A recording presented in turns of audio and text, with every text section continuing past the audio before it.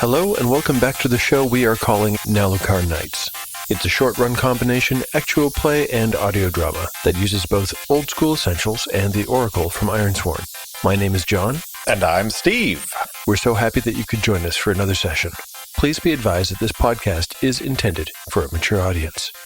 Let's begin with a little recap of the last session. Steve, would you like to do the honors? Sure, why not? Here we go. Last time on Nallukar Nights. In Episode 1, we are introduced to the walled city of Nallukar. During a brief prologue, 2 city agents, rangers, go out on a scouting mission near the Rivenwood, south of the city. They find an overturned caravan in a scene that looks like the aftermath of a massacre. While investigating, they are attacked by something not quite human. Neither of the 2 rangers survives.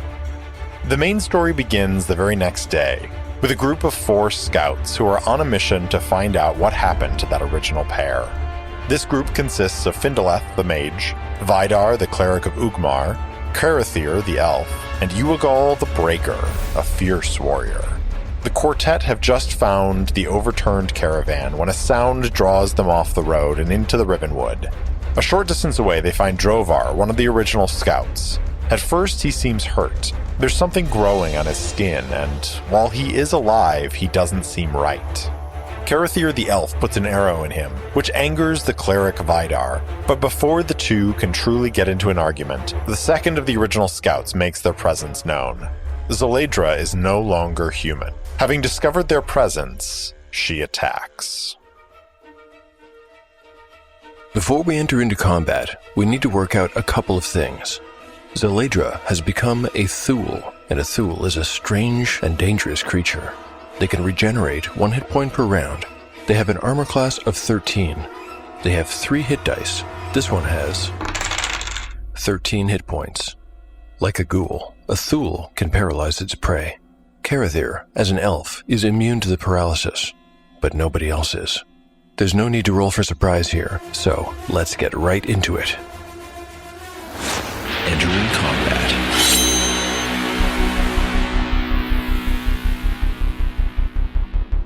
Round 1. Initiative. The Thule. A 5. The party.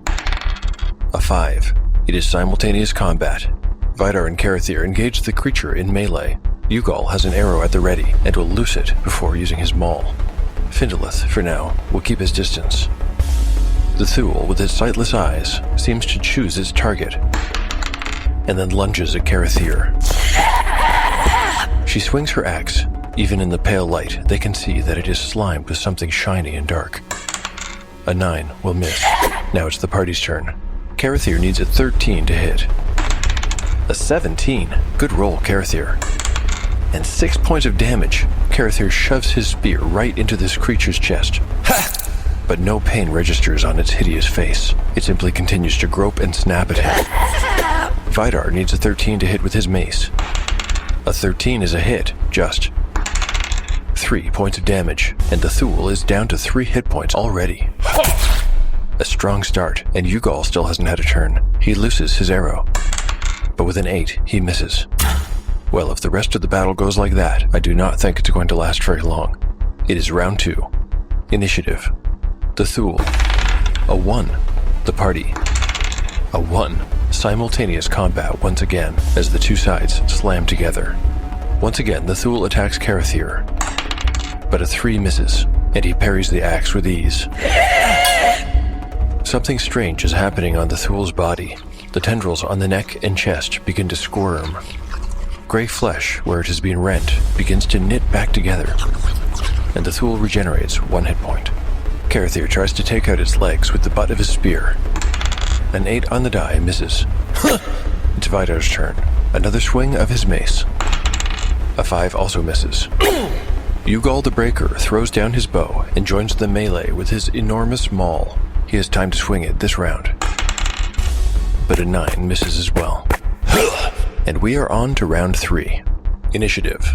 The Thule. A 1. The party. A 6. Well, that's more like it. Karathir once again stabs with his spear. An 8 will miss. Now it's Vidar with his mace. A 4, another miss. How about Ugal swinging his maul? A 4 is yet another miss. Now it's the Thul's turn. It attacks. Oh, Ugal. Luckily, a 13 misses. Unluckily, the Thul continues to regenerate, and now is back to 5 hit points. Round 4. Initiative. The Thul. A 6. The party. A 2. The Thul attacks Ugal again, viciously chopping down with its axe. A 17 is a hit. But for only 1 damage. Looks like Ugal got out of the way in time. He takes just a scratch to the back of his hand. But Thuls, like ghouls, paralyze their prey. Ugal needs to make a saving throw. A 14 or better will succeed. The roll. A 9. That is a failure. Ugal stiffens up where he stands, as though frozen in time, while the battle rages on around him. Finally, the Thul regenerates yet another hit point, and is all the way back up to 6. Now it's the party's turn. Karathir jabs with his spear. A 10 is another miss. Can Vidar land a hit? A 7 means he cannot. Findolith, watching all this, is not sure what to do. For now, he decides to do nothing. It is round 5. Initiative. The Thul. A 3. The party. A 3. Simultaneous combat once again. The Thul regenerates to 7 hit points and attacks Vidar. Natural 20! Ugh! Max damage plus a d6. Vidar is dead. The Thul leaps on him, bearing him to the ground, and sinks its teeth into his neck, savaging him and tearing out a fist-sized chunk of flesh. No! It is Karathir's turn to attack. He needs a 13. An 11 is a miss. Perhaps he's so horrified by what he sees that he just stands there for a moment, mouth agape. Because it is simultaneous combat, Vidar may attempt an attack before he goes down. A 15 hits. 4? 6 points of damage, taking the Thul down to a single hit point. Findolith can stand by uselessly no longer. He casts Light to blind the Thul. The Thul will save on a 16. A 10 fails, and the Thul is blind. It is round 6. Initiative. The Thul. A 4. The party. A 3. The Thul regenerates and now has 2 hit points, but it will fight at a -4 penalty because it has been blinded. It attacks Karathir. A modified 16 is a hit. And for 5 damage. Karathir is now down to 1 hit point. This is not going well at all. Karathir retaliates. A 16 is a hit. He needs to roll at least a 2 on the die. He's rolled a 1, and the battle is not over. Round 7 and 8 go by without anybody landing a hit. However, the Thul regenerates, and by round 9 is already back up to 3 hit points. Round 9, Initiative. The Thul. A 4. The party. A 5. Karathir lunges with his spear.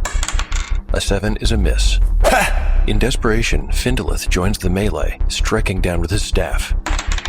A 19! He hits! He needs to roll at least 3 damage to end this fight. A 2. Foul-based? The Thul, with 1 hit point, immediately regenerates to 2. It attacks Karathir. Oh no! A natural 20 again! Karathir is dead.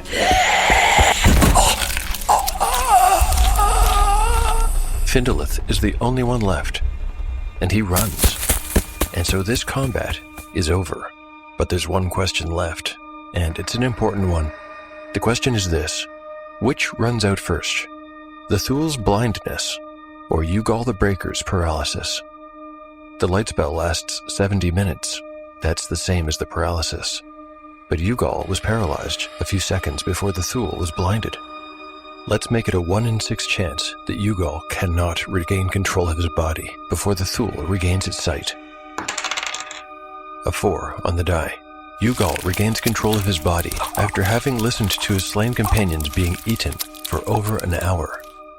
When he is able to move again, he briefly considers staying to fight. Then, the blinded Thul, perhaps hearing movement, turns its head, and Ugal knows he is going to run.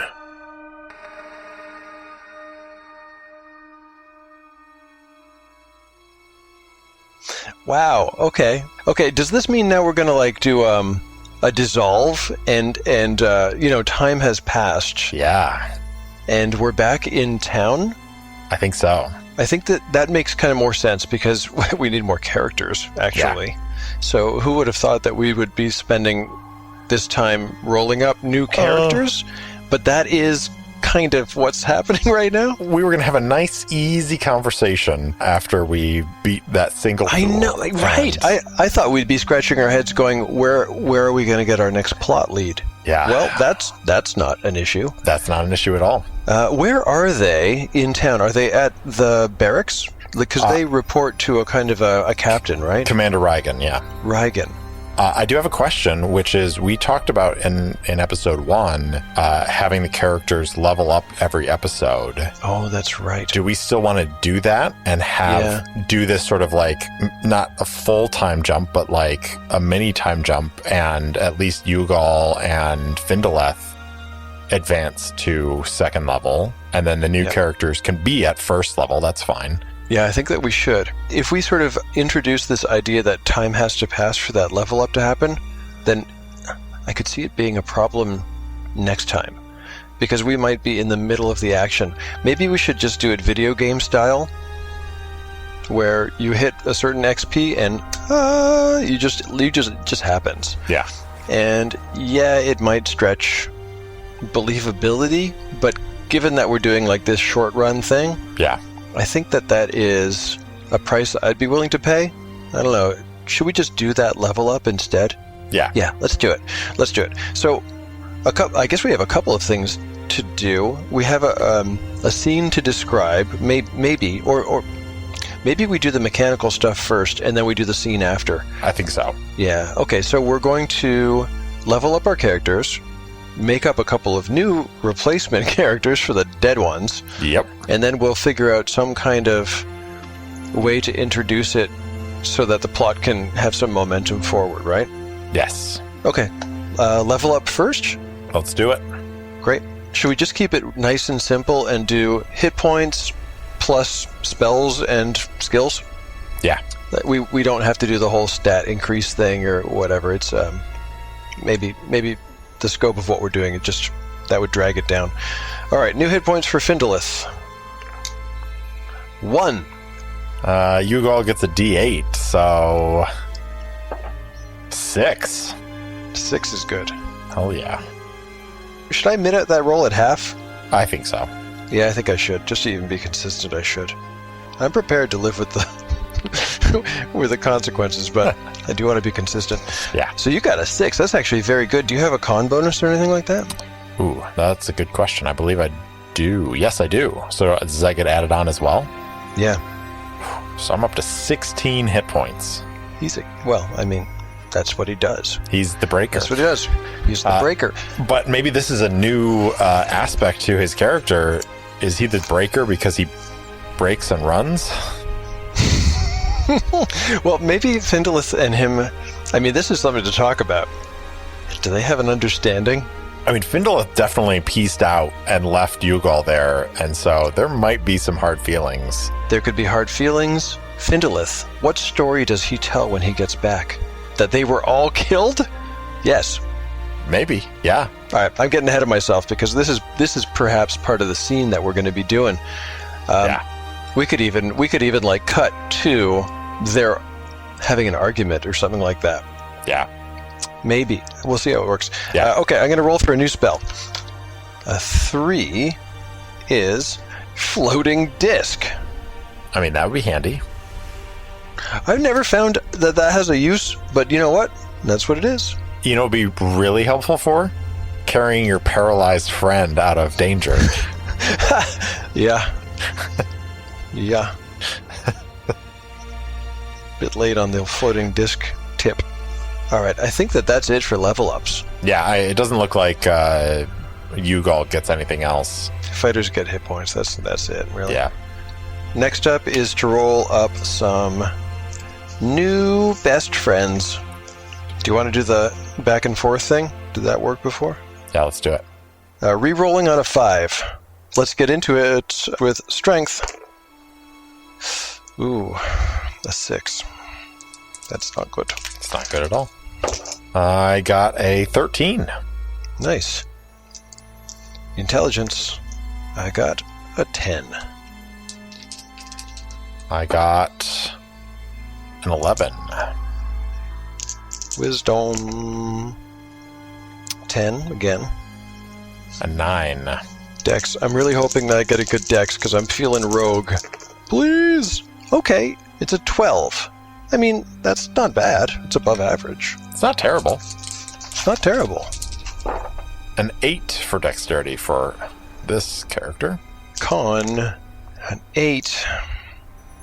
That's a -1. I mean, we're getting into the, like, C team of scouts of I know, Nallukar, so. 12 for Con.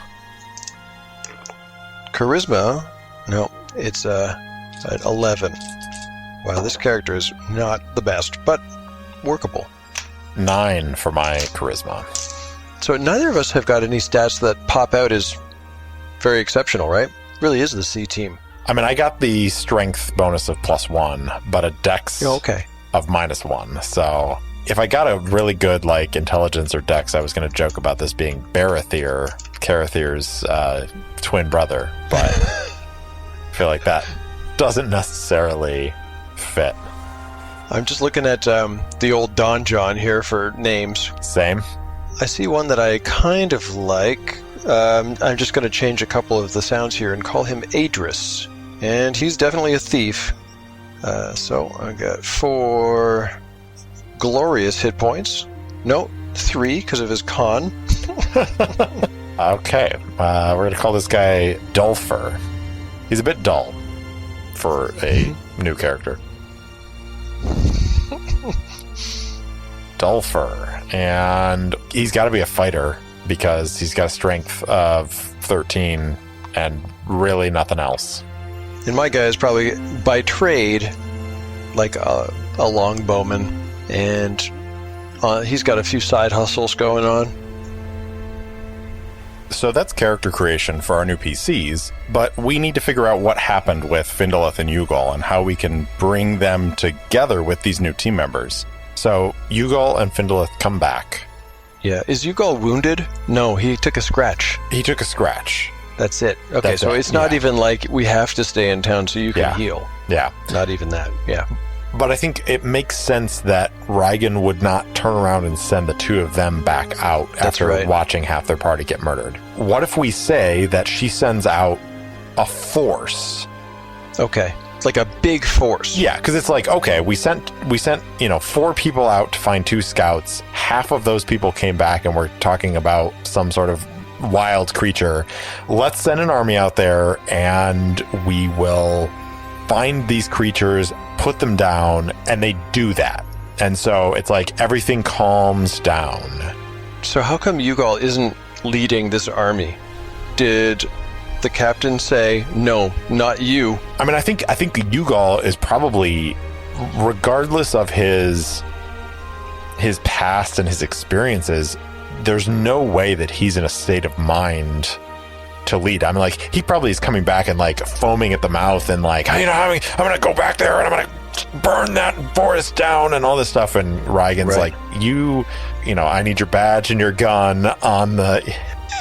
it's... Yeah, so it's very much a, like, no, you're grounded. You're a grounded bad boy. Yeah. Whereas Findolith is quite happy to be not sent back out.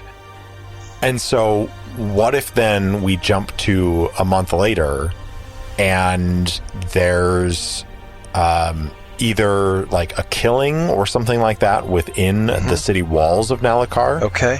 Or something happens and maybe the guard on duty who's investigating finds some sort of like ooze or, sees somebody with some sort of like nodule on their neck. So something like it's in the city now. Yeah, it's in the city. We've got these 2 new characters and we don't know how to add them to our party. Why don't we just start George R. R. Martin style? We're just going to switch to these 2 new characters. We're going to leave Ugal and Findolith to argue as they just bicker all day now. Yeah. And we leave them in the barracks but now we go off to someplace, a tavern or whatever. Are all these characters part of the, like, Nallukar City Watch? Yeah, that's how we know each other, right? Yeah. So we're at our favorite dive bar, and, you know, they're exchanging their dad joke of the day or whatever. And maybe somebody's got to go take a leak. Yeah. And so I'll go with you. And they go into the alley, and they discover a body. Ooh. So they stumble out from the wanton wife.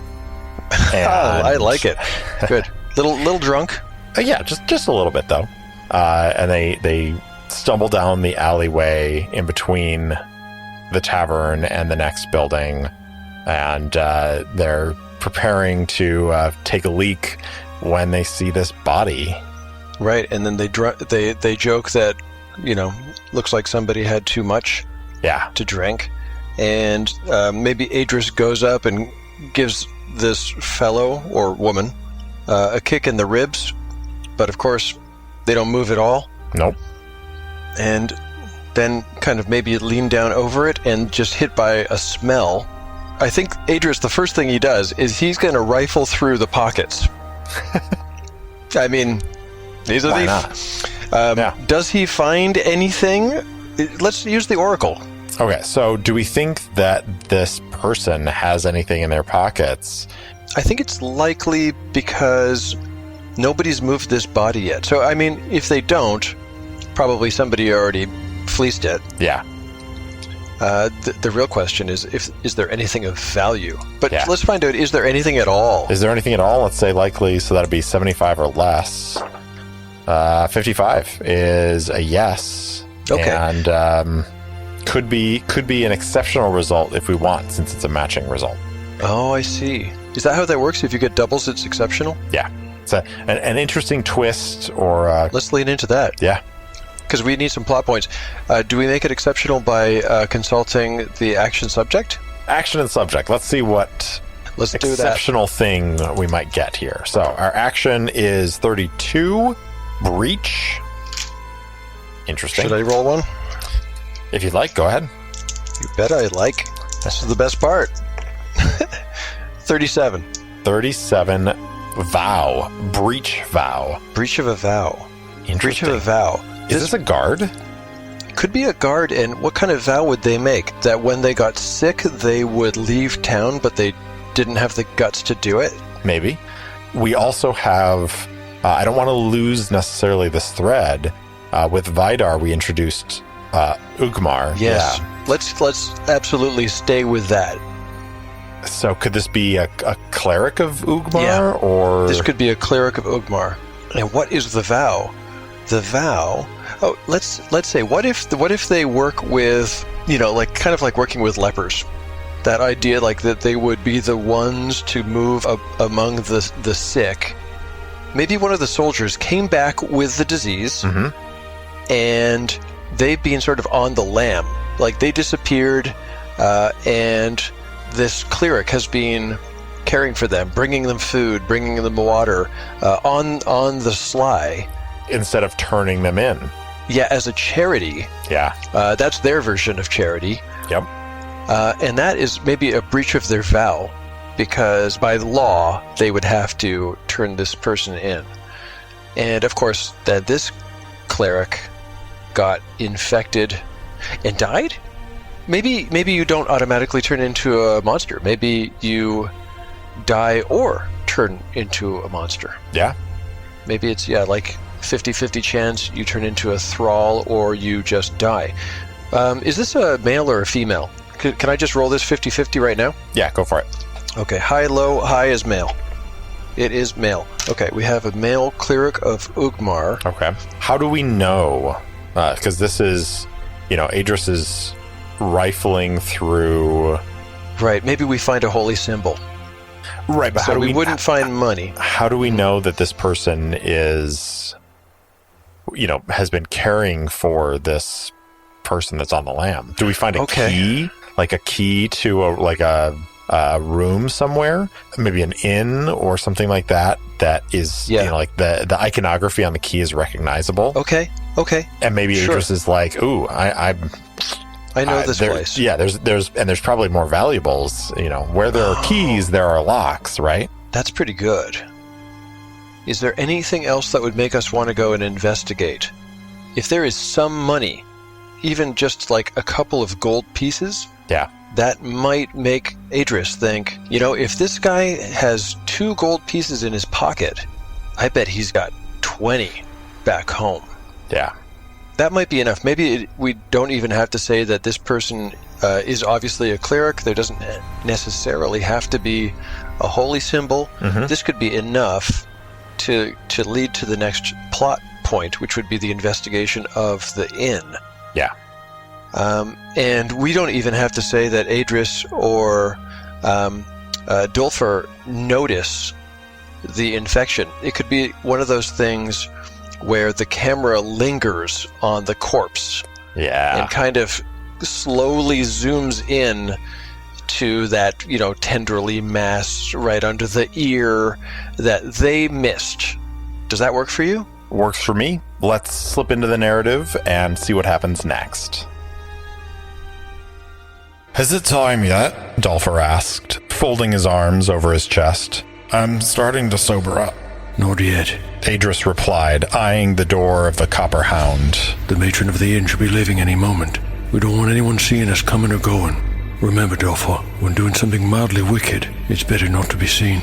We're not really doing anything wrong, Dulfer said. We're investigating. Idris grinned. Right, look, there she goes. He pointed to a woman exiting the Copper Hound, wrapped in a heavy shawl. She lifted a lantern, looked either direction, then made her way across the street to the small hovel where she lived. Now we can go. They crossed the street, only stumbling a few times in the murky darkness before making it to the door. The wood creaked as Idris opened the door, but there was no one left inside the small common room. The last few embers burned in a fireplace on the far side of the room, casting flickering shadows on the walls. Let's be quick about this, Dulfer said. Don't tell me you're afraid of the dark. Idris replied. It's not the dark I'm afraid of, muttered Dulfer. The stairs led to a landing and a hallway that stretched the length of the building. The half moon cast a little light in the hallway, but for the most part it was dark. Idris felt for the key they'd pulled off the dead man, reminding himself of the notches cut into it, 3 in total. He walked down the hallway and felt along the lintel of the door. The first had a single notch, the next 3 notches. Stopping, he felt around for a keyhole, then crouching down, he peered through it. There was a candle burning inside, but other than that, he couldn't make out much of the room. This is it. He whispered. Not sure if anyone is inside, so let's be cautious, yeah? Dulfer nodded, then remembered Idris probably couldn't see the gesture, so he said, Right, I'm behind you. Idris fit the key in the lock and turned it until he was met with a soft click. Turning the handle, he pushed the door open ever so gently. The smell hit them first, and both men gagged. Fresh death and stale bedclothes filled their nostrils. Idris fished a cloth out of his pocket, and he pressed it to his nose. Are you sure about this? Dulfer asked. But Idris had already entered the room. Sure, there was the stench of death, but that smell meant there might be something of value to Purloin. Dulfer gritted his teeth and followed the other man into the room. The Copper Hound was not known for its fine accommodations, and this place lived up to those expectations. There was little more than a bed, a small desk, and a chamber pot, and the source of the smell became immediately obvious. A man dressed in a soiled guard's uniform lay on the bed, face bloated and twisted in pain. His head was turned toward them, and his eyes remained half open. 2 things were clasped in his hand, a letter and a holy symbol of Ugmar. Gods. Idris swore. Poor fellow's dead, I think.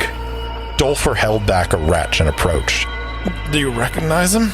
Idris said. Hard to say with that bloating. It looks kind of like that fellow who runs the patrols in West Market. What was his name? He thought for a moment, then snapped his fingers. Lothar. Dulfer reached out and touched the man's skin. Idris, he's still warm. Poor bugger just died. What was wrong with him? Some sort of disease. Dulfer flinched and recoiled as he withdrew his hand, and the head lolled to the other direction. Oh gods, his ear! Where his right ear had been, there was now jaggedly cut flesh, and a strange mark on the skin behind it. It almost looked as though something had been peeled away from that portion of flesh after the ear was cut free. There was a little blood leaking from it, but it was mostly congealed at this point. Adris looked around the room wide-eyed. Someone's cut his ear off, probably after he died. Who would do that? Dulfer asked. I don't know, but it's bad news. Adris reached down and grabbed the holy symbol and letter. Let's get out of here before whoever it was comes back for the other ear. Shouldn't we look around some more? What else do you think we're going to find? There's nothing worth taking. Let's go. Dulfer was about to argue when the body twitched, and a horrid groan escaped. Dulfer leapt straight in the air and ran for the door. Adris beat him there, and together they clambered into the hallway and down the stairs, utterly careless of being seen. Neither man stopped running until the copper hound was far behind them. So these guys, they buggered out. It's probably the next day? Yeah. Because they're not running to the captain in the middle of the night. Do you think that they might run back to the barracks and run into either Ugal or Findaleth? That would be good, because then they have that conversation, like, you guys look like you've seen a ghost. Yes. So what are Findaleth or Ugal doing up? Ugal can't sleep. Yeah, 100% he can't sleep. He's an insomniac now, so he volunteers to do door duty, or is he just out? Yeah, I think maybe he's taken to, like, when he can't sleep, he'll get up and, like, go into the common room of the barracks and stoke the fire, and then maybe even just, like, sit by the fire and light his pipe and stare off into the burning embers for hours. I feel like he has, like, he maybe had a beard before, and, like, it has continued to grow and has gotten a little, like, gnarled and matted as he's just kind of forgotten how to take care of himself, and he just kind of, like, is chewing on his pipe and, like, puffing on it, and then just, like, muttering into the, like, fire. Like, Karathir. That's good. It's like he's aged 5 years, right? It's like in a day he aged 5 years. This is good. How do Adris and Dulfer get in? Is it 7-Eleven? I mean, is it open all night? Yeah, I think so. I feel like it would. Cause there's a night watch and everything, right? So yeah, so they come into the common room, and they're still breathing hard because they essentially ran the whole way, and. Well, they can't read the letter without light, so maybe that's what their plan is to go and, they rush to the fire and slam down that letter, and they start reading it aloud, and then they look up and, whoa, there's somebody here. They didn't even notice Ugal because he looks like part of the furniture. Like, well, what are you reading there, friends? Yeah, that's cool. And so, now it comes down to us figuring out, what does the letter say? Dulfer pulls out the letter and opens it, and begins to read. The sickness is growing worse by the day, and with it the voices. Whispers in my ears. Brother Donis says it's just the fever, but they seem to abate when the symbol of Ugmar is near. I can see the concern on Brother Donis's face, and he's been leaving the symbol with me whenever he goes out. It helps, though I can't block them out entirely. When I sleep, I see a tower, and a voice, louder than the others, calls me to it. It reminds me of the watchtowers along the walls, but I don't know why someone would be drawing me towards those. I fear that if I could walk, I would have already heeded the call and made my way out into town. I was a fool. I should have turned myself over to the commander when the whispers started. Brother Donis assures me that Ugmar will preserve me, but I feel my mind and body betraying me with every hour that passes. I fear death is not far off, and I pray that Ugmar will have mercy on my soul. Dulfer squints at it. There's more, but it devolves into gibberish. And there's a sketching of the tower. But which one is it? This is good. This is good because Ugal would say something to the effect of, like, Well, I don't know anything about the history of this town enough to tell you what building that is or what's special about it or whatever. But I know somebody who knows a lot of history. I just haven't talked to him in a month. We don't get along anymore. Yeah. Right? This works. And that's how we bring the party together. And so then the final kind of scene would be Ugal, I guess, going back to his room, maybe even knowing that he's not going to sleep. And is this where we make your constitution check? I think so. I think it's con or under. Con or under. Got it. Here we go.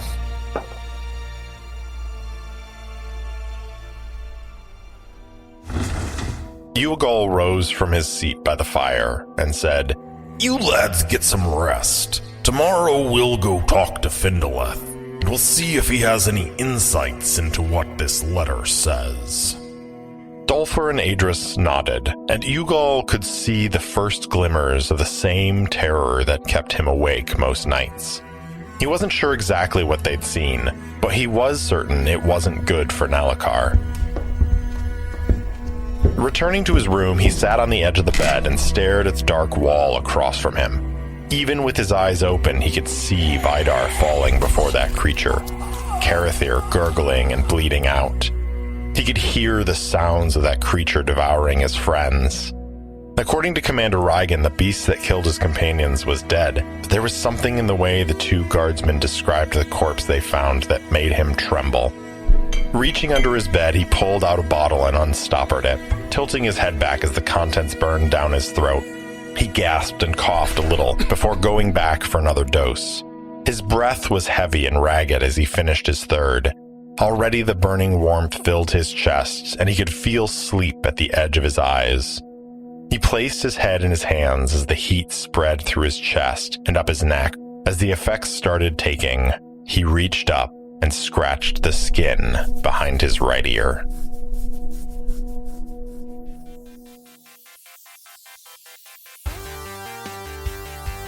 This concludes the first half of the Nallukar Nights collaborative miniseries. Parts 3 and 4 will be released shortly on the Errant Adventures podcast feed. We hope you'll join us there.